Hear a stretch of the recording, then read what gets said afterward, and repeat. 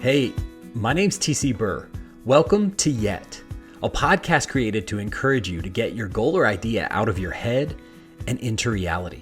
On this podcast, you'll hear stories, encouragements, tips, and ideas to help you write your book, start your business, launch your podcast, or whatever it is you hope to accomplish.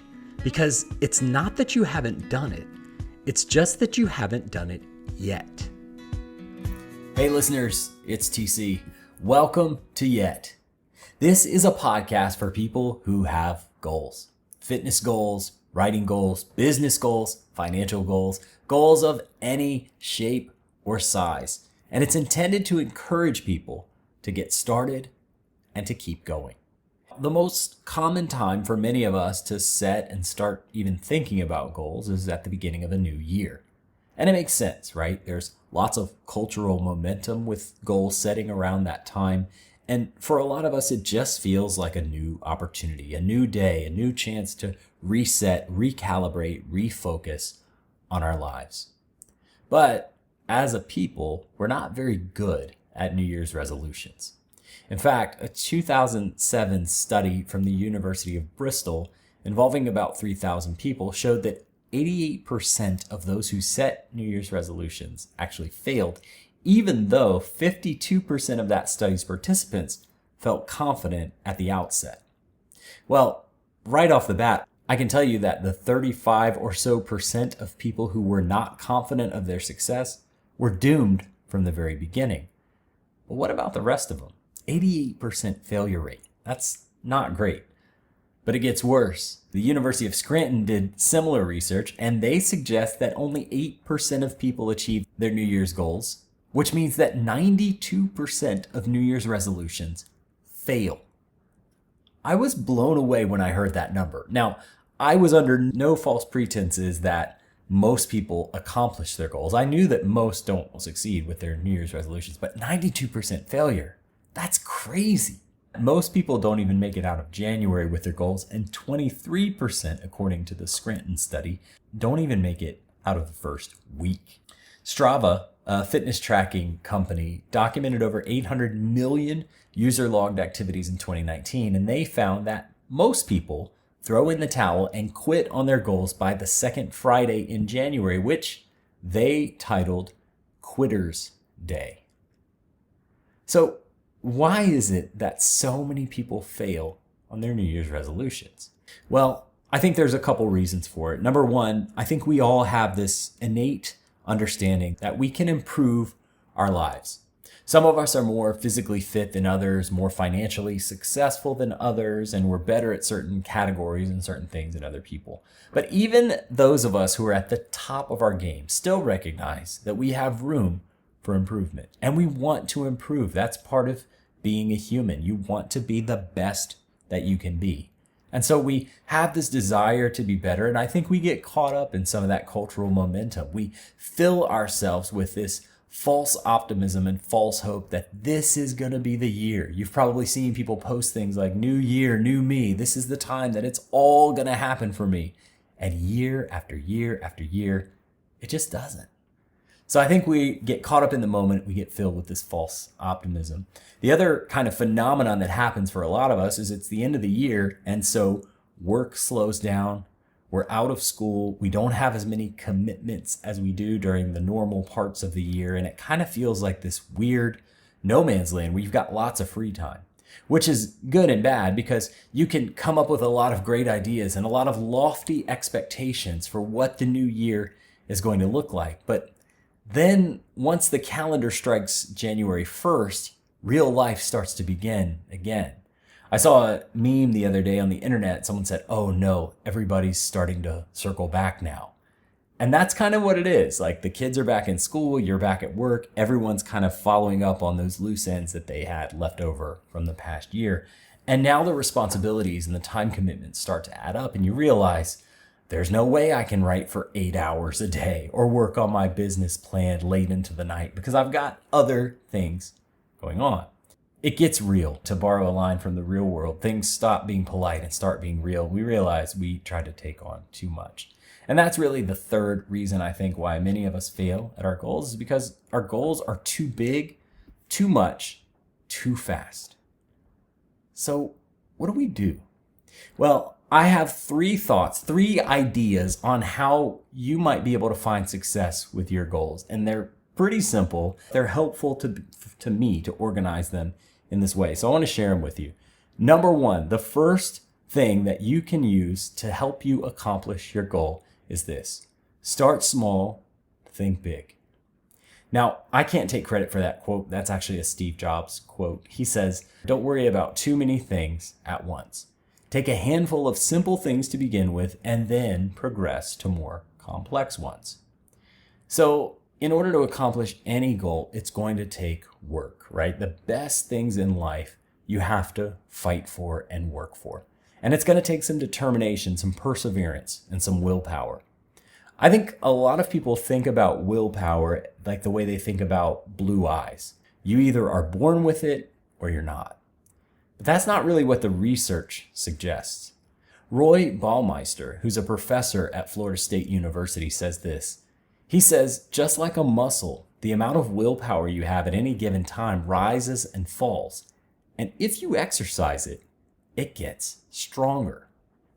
I love that idea. And I love that reality that as you start to exercise your willpower, you actually increase it and strengthen it. So start small. Start with a goal that you can accomplish.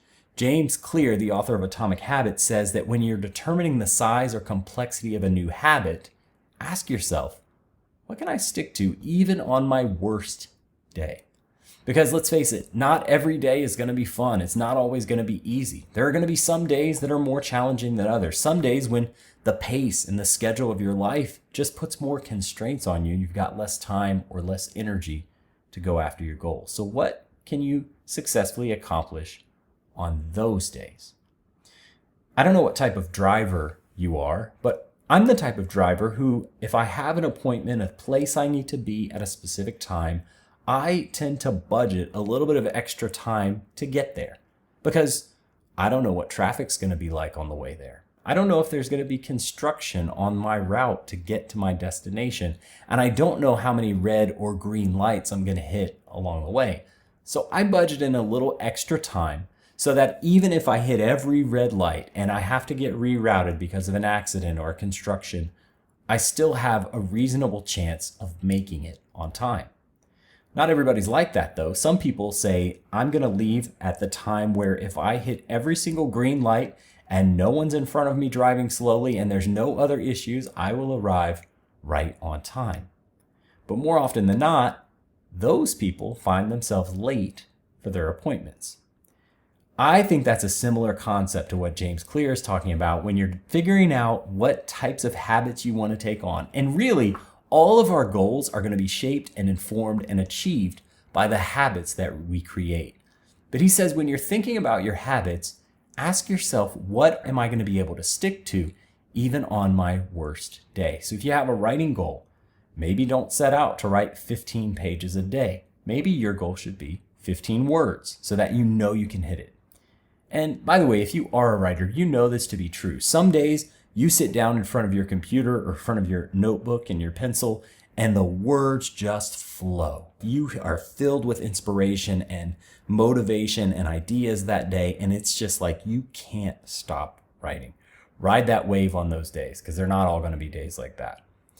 And some days you're going to show up and it'll be a challenge just to write one word. So take that advice, start small. Think big. Don't lose sight of the big vision, the why behind why you're doing what you're doing.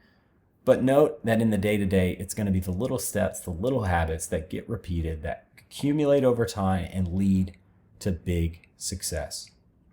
So, number 1, start small, think big. Number 2, the number 2 thing that I think you can use to help you achieve your goals is to track your progress. So, those habits that you decided you were going to take on, grade yourself on whether or not you're actually doing it. One of the things that I did when I started writing my book is I've got a big wall calendar next to my desk, and every day that I wrote, I put a little red dot on that day of the month so that over the course of time, I could look at that calendar and see one red dot after another, which signified I wrote that day. Now, some days I wrote 100 words.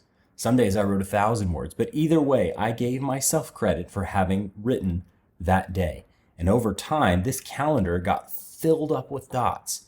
And I saw my word count increase and increase and increase to the point where I finally had a fully completed manuscript of my first draft. And it never would have happened if I didn't track it visually. So I am a huge fan of whiteboards, planners, big calendars, sticky notes.